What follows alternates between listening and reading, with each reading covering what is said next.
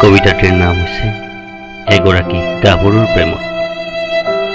কবি ভূপেন্দ্ৰ দাস। এগৰাকী গাভৰুৰ প্ৰেমত হাবুডুবু লুইত পৰিয়া ডেকাগিৰি। হয়তো পুৱাৰ বেলিটিয়েও অস্তাচলত জিৰায়, কিন্তু ডেকাগিৰিৰ জিৰণি নাই। লুইতৰ বিশ্ৰামহীন ঢৌৰ লেখীয়া ডেকাগিৰিৰ স্বপ্ননীল যাত্ৰা।